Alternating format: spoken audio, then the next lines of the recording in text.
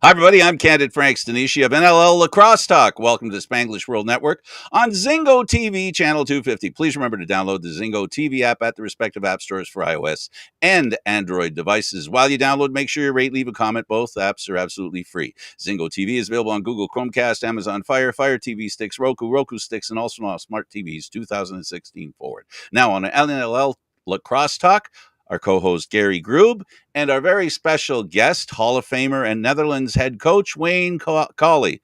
Wayne, welcome to the program. Well, thanks for having me, guys. It's totally our pleasure. Thanks for taking the time to be with us. We apologize for not having the full hour. We had some technical difficulties, in case people are wondering. It was totally just one of those things that you have once in a while. So we appreciate your patience, Wayne. Truly do. Not a problem whatsoever. All right, Wayne, first of all, we always ask the most important question when it comes to lacrosse and people who are on this show. Why lacrosse? How did it happen? How did it happen? Well, first I got to correct you on one thing. I'm not the head coach of the Netherlands. Oh, okay. I'm a co-coach, but on paper I'm an assistant coach with Neil Palace and R.C. Schlesinger over in the Netherlands. Okay, my bad. Yeah, no problem. Just in case they're listening and following this, I just wanted to cause a stir that way either. No, my mistake, guys. He's not trying to steal your power. Besides, I had a conversation with him earlier. He doesn't want that power. He's happy where he is. I'm just the ball jockey. There you go. So how did you get started? I got started when I was a kid. I never had a home life like everybody else had. And I was trying to, my mom was trying to keep us off the streets. So our neighbors across the street, they played lacrosse, and they got us involved. And I grew up in Whitby, and the people kept us off the streets and encouraged us to go down to the outdoor boxes, and that's how we got started. And what kept you in it? The technicality. I really enjoyed the how hard it was to catch and pass a ball, and that type of thing. And I enjoyed the play. I liked being outdoors at the time, and it just rolled from there. And the transition from player to coach. The transition from player to coach. Well, I had a lot of great coaches, and I always wanted to put something back into the game, and I did, and I still am to this day. Okay, you're going to get fried now. Here goes Gary. Let's go way back because we were talking about your junior career. You spent 1 year with the Gales, and then I believe it was Whitby, wasn't it? And you excelled because you had the best average goals against average for junior A in 76, 77, and 78. Let's talk a little bit about those teams and the programs. Okay, what happened was I lived in Whitby at the time, and they had a bunch of goalies that were there. And I asked for a 1 year release to go over to play for Oshawa to get an opportunity to play junior right out of midget. And they granted me my wish. And the general manager was Jim Brady from Whitby. And he allowed me to go over there. But then I had to come back after my first year junior. Mm-hmm. And I had a great time. But in the meantime, my mom bought a house in Oshawa. And I wanted to stay in Oshawa, but because of the 1 year release stuff, they made me go back to Whitby. Mm-hmm. Jim Brady told me to make the team, I got to beat two of those three guys that were standing over at the other end of the arena. And I said, well, I think I'll do better than that. I'll take number one spot if I give the opportunity. And being a young, cocky jockey, I would just went in net and never left it. And those three guys shared the other end. Wow. Now you jump from junior, you go to the Brooklyn Redmen, and from 79 to 90, you tended goal for them, and what a career there. Well, there was a step in between. When I was in my last year junior, Philadelphia in the professional league, before it folded, had first pick overall. And we had made negotiations, and I was going to be the first pick overall in the pro league in 1978. And I was going to go to Philadelphia, and they folded it. And then my attitude totally changed towards lacrosse, playing for the Redmen. So I basically sat out my first year in 1979 because I'm not going anywhere, and I was thinking about starting a family and getting married and the whole 9 yards, which hurts a lot of people. Mm-hmm. We carried on to the Redmen and I started in 1980. Right. Well, thank God you did.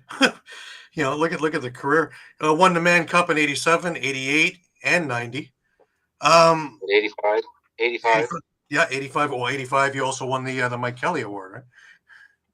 Yeah, that was a good year. Definitely. Let's talk a little bit about those teams, though. Just Well, those teams, we had a great group of guys that it's not like today where you had to be sort of begged to come out to practice and stuff like that. All our guys, they showed up and basically controlled the practices because if you missed one, the players would get all over their ends about not being there. And we excelled in 1980. We played in that World Cup in Vancouver, and it was the race to five. Whoever had the most points in 5 games got to represent Ontario. And then they had the Canada West. That was Canada East. They had Canada West, and then they had Australia and oh my God, I just did that. The Natives were there. There's a bunch of teams that was representing the world for the World Cup, and not like it is today. But and then we got into the '85s, and we were so young and naive. We didn't know any better, and we just went gung ho, and away we went. Right. Now, so you hit the ground running because you won the Harry Lumley Trophy. What, 1, 2, 3, 4, about 5 or 6 times for the best goals against, right? Fewest goals let in.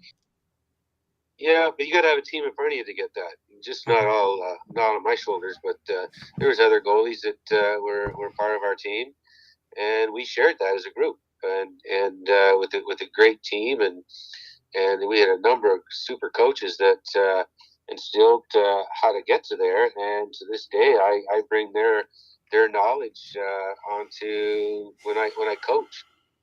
Right. Now, looking at Whopper's Bible, they have you listed as number 5 on the all-time games played list for the Brooklyn club at 193 and 240 assists. That's astounding. Yeah, the game's changed. They used to run up and down the floor, whereas now they just run to a bench door and they run out the other end and run to a bench door and run the other end. And you don't see too many goalies getting assists at all because they're just taught to throw the ball to where they're supposed to a dot on the floor, and they race up the center and they pass it off and then do their thing. So I got to say it's not the fastest game on 2 feet anymore. Right. Now, we've had guys like Dave Durrani on here and a few others. We've talked about the transition game and, both sides of the ball. I'm assuming that when you played, you would prefer to keep that kind of style, right, where you play both sides of the ball as opposed to pigeonholing everybody. 100%. That's why they had fans. Like when I played junior, we had a full house all the time.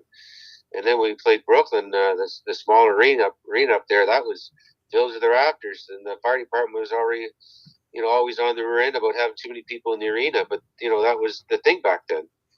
Right. Whereas now, like your NLL teams, your higher or mid attendance average is not even peaking at 9,000 people. Like I seen a Toronto game the other night, they only had 8,900 people, which is sad. Yeah. Sad for the game of lacrosse. Right. And that's improving from what it was when it was sitting in Toronto, which is totally. And I wish them well, but the banging, head banging music that hurts a lot of your diehards. And where they moved the franchise, some of the top drawing teams are Peterborough and Brooklyn area, and they went on the other side of the city, and people won't make that drive for a night game after, try and get there to watch the game. They just won't make that drive like they did when it was in Toronto. Right.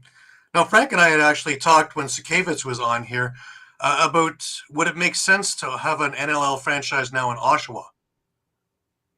It would, anywhere between Oshawa and Peterborough, because I think that that's probably the hotbed of Canada right now in player development and team wise. Peterborough's done very well up in the Major Series League the last 4 years, I think it was. And Brooklyn's always had a strong team, but it's they need something in this area that Peterborough could, probably host it. They're building a new arena up there. I understand. Oh, they're building a new arena?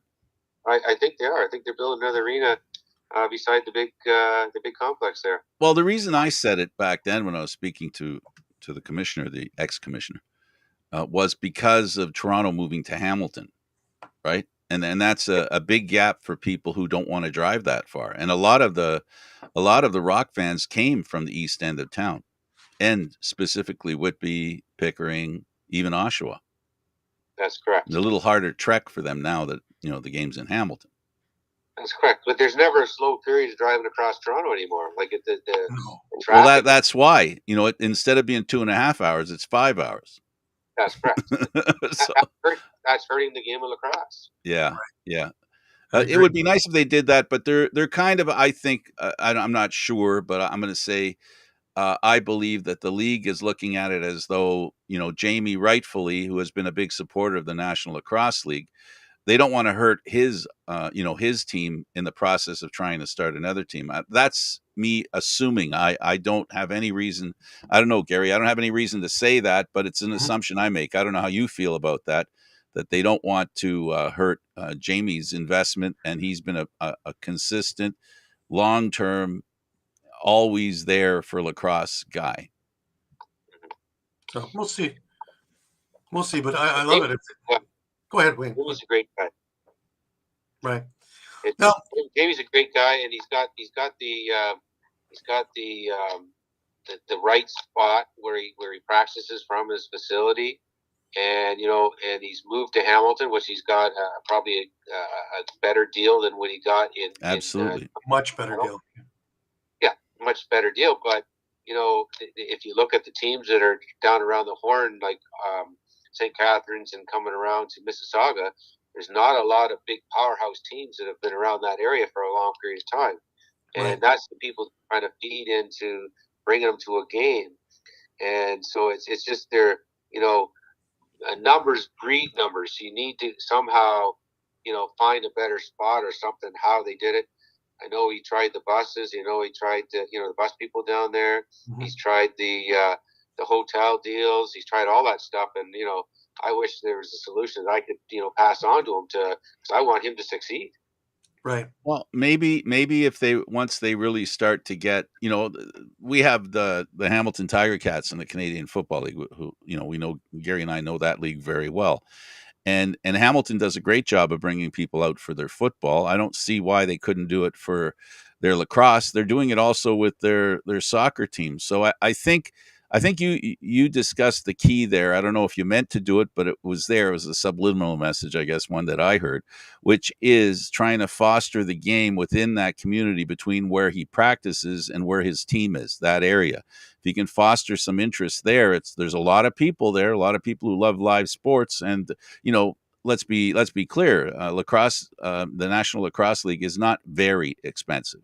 It's not cheap because nothing's really cheap, but the cost is very good, and I know you don't pay for the whole seat, right, Gary? You only pay for the edge anyway. So you can keep that, you can keep that in your hat. So yeah, I really hope, and I hope, because Peterborough, Oshawa, that area could support a team, I think, without affecting Jamie's team in Hamilton. Well, you got Buffalo down that way too, right? Mm-hmm. So you got Buffalo, Hamilton. If you put a team in the Oshawa area, Oshawa, Peterborough, however you want to say it, Durham region, or however you want to say it. Mm-hmm. I think long term it would be good, but they got to look at some other the big cities that are around. Like they had years ago, they had Detroit, and that was a big draw place down there. Mm-hmm. They had Boston, they had Pittsburgh, they had some of Baltimore. And they got to start looking back at those places, but they've gone to the field lacrosse, so it's going to be hard to change it. And again, it's the product is on the floor. In my opinion, is what drew the people there in the past was because people were running up down the floor versus running to the bench. You see the same 6 or 7 guys on offense, same 6 or 7 guys on defense, and they're, they got the TV timeouts is right at their perfect location or times when the both offense defense get tired, so they get a little bit of rest and they go at it again. So it's okay, but I think the fans would rather see a goalie throw a long pass and somebody catch it for a breakaway, or see a 3-on-2 or a 2-on-1, which you never see anymore in the game. And that's all the stuff that's gone bygone. And a lot of those defenders, they can shoot the ball as well as an offensive guy, but they don't get the opportunity to. Right, which also brings into my point, when we pigeonhole kids into offense and defense, we lose a lot of them, because if they're not interested and they're stuck in a position that they don't want to play, we're going to lose them, even though they may blossom later on and bloom. 100%. Like I had a friend of mine drop in today, and his kid quit playing lacrosse because they earmarked him as a defender. He doesn't want to play defense. So why can't he play both ends of the floor? He's only he's 17 years old. Right. He quit in a small town north of Toronto there. So it's there's one kid gone, and he was one of the better players growing up. Right. That's exactly my point. And I agree. I think we should go back to the both sides of the ball thing, and really bring the excitement back into this game. Well, in some of the rules, and again, I'm not here to knock the NLL whatsoever, but inside the rules, in the rule book, it says, I don't know what a moving pick is anymore, because it's like WWF wrestling, because as long as I can take you down, then the play continues on. If you don't take you down, it's possession call. Right. So, and that's good for entertainment, but it's I don't understand the rules myself, and I understand the game of lacrosse. Right. Ultimately, what we're talking about here is trying to make, the challenge is they're trying to make lacrosse, the rules, the officiating, all that stuff vertical, right? The same from the bottom to the top, but it doesn't serve as well at the bottom as it does at the top. And I think that's the point you're making, if I'm hearing you right. 100%. I think that in my personal opinion, I think that they should go back to playing, up and down the floor like they did. And I think I had suggested to the all group when they first got Paul St. John, I suggested that to stop that cheating off the bench, that they got to go the opposite door to make a line change. And he did put that into his program, and it did seem to work. Now, if you read the rule book, the actual rule book states that the player shall be in the player's box in front of the bench area before the player coming onto the floor. He can't touch the floor until that guy's fully in that box. Now, I don't know where they got the 10 to 30 foot hockey. with both ends of the bench. I don't know where that come in play, but hockey. That's not what the rule book says. Right. That's hockey. That's the effect of hockey. Because that's basically what they stretch in hockey. Before you know it, the guy will be deep in his own end, and the player will come off the ice as long as he doesn't touch the puck. Yeah, that's something that does it make it? Would it make it? It would make the game more offensive if that was the case. Correct? 100%. Because now you got guys are racing down the floor to get a shot in the other end, which would be the defenders or your transition guys, whatever you want to call them. They get the opportunity to have a 3-on-2, 2-on-1. A breakaway. You don't see that anymore. Like, it's just, and that's the stuff that the fans really want to see or should want to see. Right. Yeah, that would be the excitement. That's what would get them off the edge of the seat to their feet. Mm-hmm. That's right. Yeah. And they and again, I'm not here to knock the NLL because they got a great product, but they want to have a 19-17 game versus a 7-6 game. Mm-hmm. So they widen the great big nets that nobody has the opportunity to hardly stop the ball because there's so much net to cover, but yet they let the goal out with more equipment, and they don't even run. They don't even run from the dressing room onto the floor anymore. They walk to the net. Like, it's just deceiving. Well, And just thought of it as one of the things that I would totally like to see out of the game is them diving across the crease before somebody breaks their neck. Yeah. And they're diving from behind the net, and goalies have zero padding on the back of their neck, and somebody's going to seriously get hurt if they keep this up. Excuse me. That's my opinion. All right, what I want to do is we don't have a whole lot of time, but I want to transition into your coaching. You've hung up a Hall of Fame career as a player. You jump into coaching originally with Junior A, and you win Coach of the Year in '93. Now, we talked briefly on how you got into coaching. Let's get a little bit more in depth of where you coached and moving up towards, again, with the Brooklyn Redmen eventually. Into the Brooklyn Red. Well, again, I went back to Junior B. I had the midget team, and I took the kids, myself and Ian Wales. We took the midget team to the finals and went all Ontario. So we took that whole group of kids. There's some news that just broke in the New York Times about something we talked about and asked about. It's now on the record from We took a bunch Carroll's of kids, attorney, Robbie Kaplan. She says this, quote, everything is on the table. How do I turn this off? Thank you. Holy mackerel. Sorry about that, Wayne. Sorry, holy mackerel. I put my elbow down on my remote and turned the TV on. I thought it was commercial time. No. So we took a group of kids all the way from the paperweight group age, 4 years old, 5 years old, 6 years old, whatever it was then. I can't remember. Honestly, we took them through till to junior, in the first year junior, and we actually won the Founders Cup with a bunch of 16 and 17-year-olds, and there's the odd 18-year-old on that team. And it was very unfair to the Junior A program when all those kids wanted to stay with myself and Ian with the Green Gill organization when they should all been playing Junior A. They didn't at the time. They didn't want all those players. They didn't see any need for it. But after they seen them play Junior B, they really changed their mind on how well developed those guys are. We treat them like a Junior A team when they were playing in Pee Wee. When they were in novice back then, when they were in novice, we had them in the major Pee Wee house league to make them better players because they didn't have enough players at the Whitby minor organization at the time. Right. Okay, I want to. Sorry. Go ahead. No, go ahead. No, I was going to move towards how did you and Neil get involved with the Netherlands and for the Rebesky tournament and all the other things that you guys are ahead of now?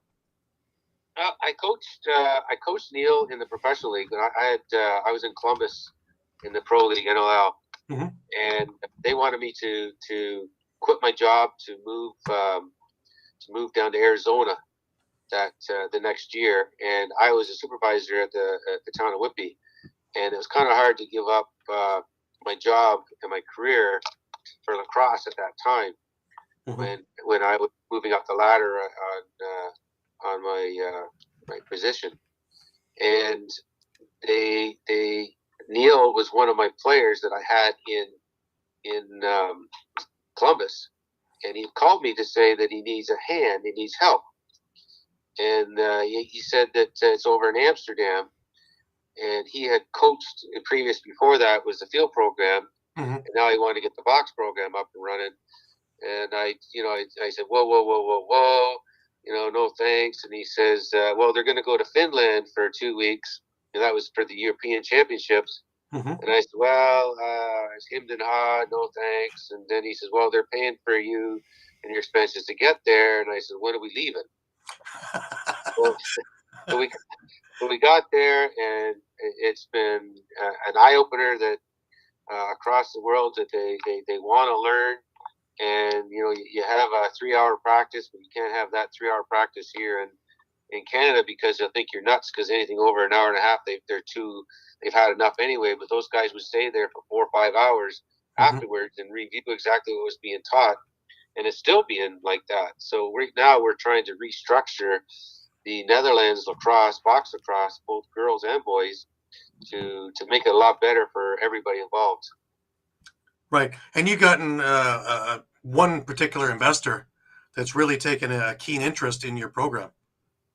Yeah, we have an investor, but there's a twofold thing.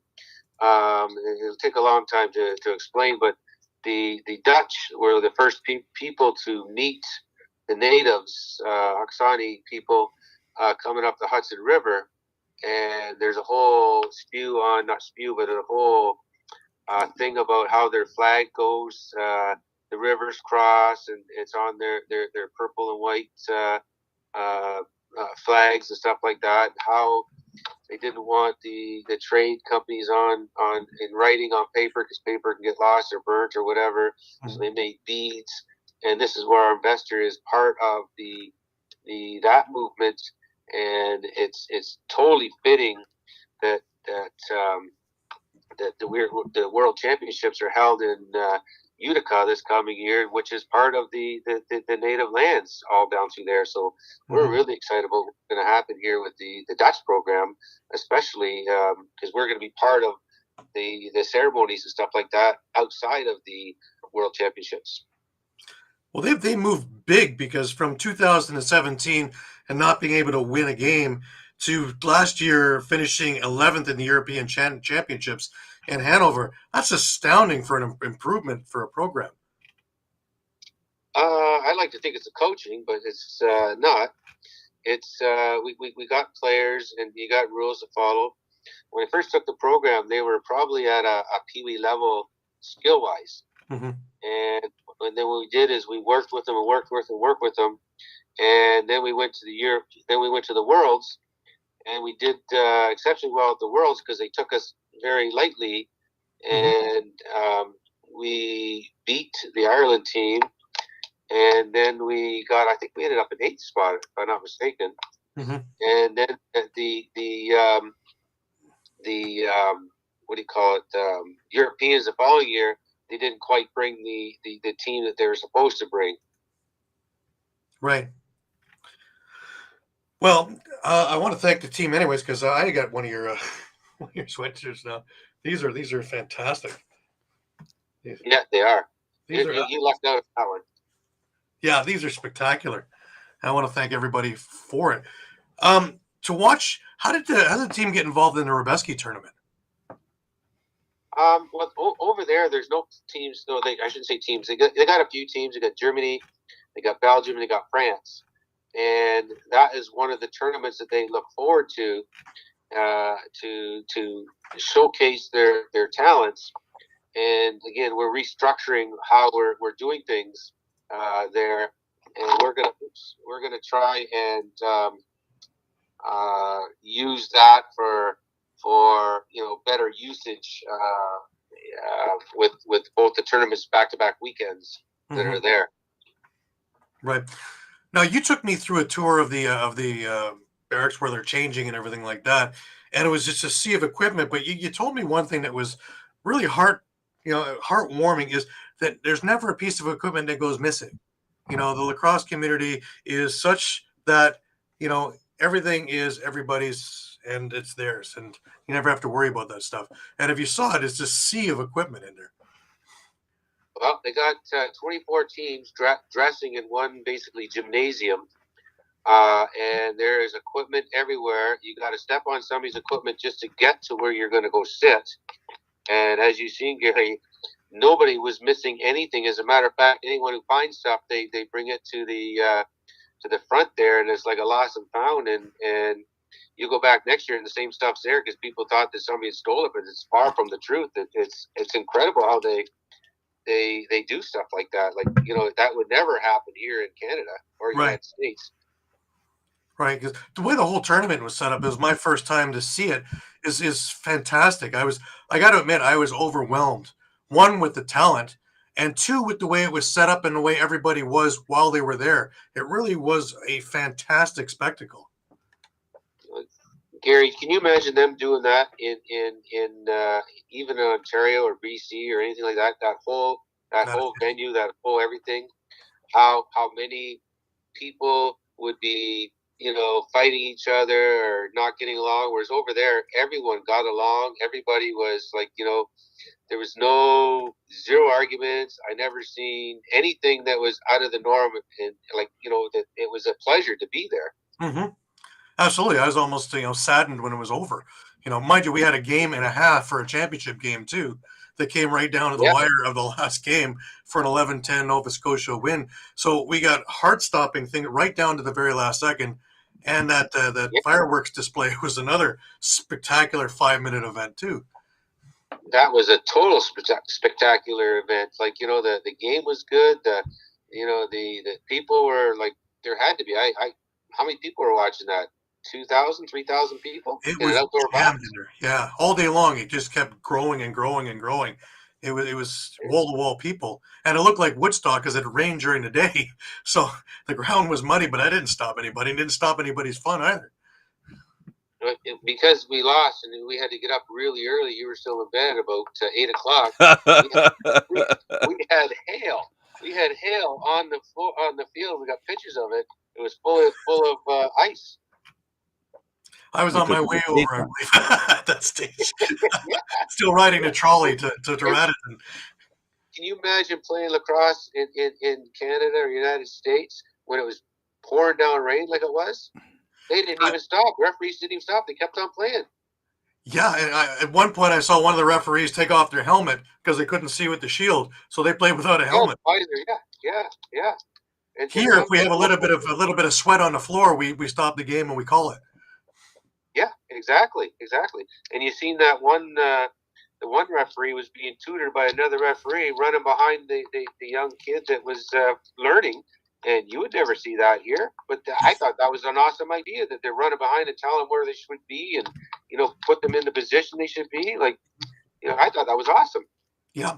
I also love the clinic for the little kids to get them involved the second last day and have them all come on the field and with all the players and have clinics. What better way to learn and grow the game? 100%. And all those kids didn't speak English, but they still totally understood what you were doing or what things you're giving them to teach them how to pick the ball up, how you could pass and catch it. But none of them spoke English. Right. A universal game, right? Yeah. It was great. I honestly, anyone's never been there. Yeah, I've been saying that too. Anybody who's never had a chance should get out there and see it because it's only getting stronger and better. And the skill quality is insane from every team. Yeah, it's skill quality like in all the teams. Well, there's 24 teams, and the first 15 get an invite back, and then you gotta reapply to be from 15 to 24 teams, or they got other people lined up to come in. Right. Where did the Netherlands finish in this tournament this year? Oh, way down the ladder. Oh yeah. Well, that's sarcasm. 23rd. Next year will be a better year. Yeah, but that wasn't the Netherlands team.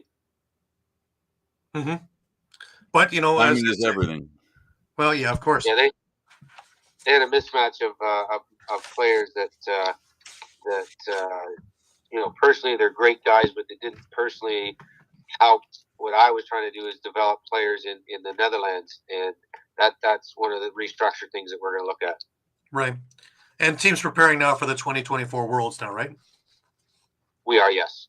We're preparing for it. I'd like to think we're going to be in the top 10, but I doubt it. Mm-hmm. They are, they deserve it. They're going to work hard, but to be 12th would be probably a great point to be trying to target to get at, because there's some good teams, and some of those teams picked up and developed some of their own players. Right. Room to grow. I want to thank you, Wayne, for taking your time with us and discussing the programs and your career. It's been a real pleasure to have you on the show. Oh, anytime. I really appreciate you thinking about me and getting me on your show to give my point of views, but sometimes it's not the best thing for the way I say things. Don't worry about that. Never worry about that. Yeah. Got to keep it candid. It's only my personal opinion. That's okay. We're all entitled to an opinion. Nobody's trying to hammer any ideas down anyone's throat. But without conversation, we don't come up with the best answers. Yeah, I would like to see the professional league go, and I'd like to see the major series league go across Canada. Wherever they have it, the senior B leagues, get them going, because all those kids that are starting they want a place to end up playing, because they look up to these people, and that's one of my pet peeves is those guys diving, because all the kids think they should be doing that too, and somebody's going to hurt, and I wish they would stop that somehow. Yeah. Right. Okay, well, let that be the last word. Really appreciate you doing this with us. Yeah, no problem. Thanks, guys. Okay, thanks, Wayne. Thanks, Gary. For Gary Groob and Wayne Colley, I'm Candid Frank Stanisci. Thank you for watching NLL Lacrosse Talk, seen live Thursdays at 4 p.m. This show can also be heard on the Spanglish World Radio Network. For Lacrosse Talk and news, entertainment, and other sports programming we offer, please check out SpanglishWorld.ca. Spanglish World. Watch it, hear it, read it, download it, and live it. Thanks for watching, and don't forget Candid Frank Stanisci on YouTube. Subscribe. Check out all the shows we've done in the past. Thanks for tuning in. See you next Thursday.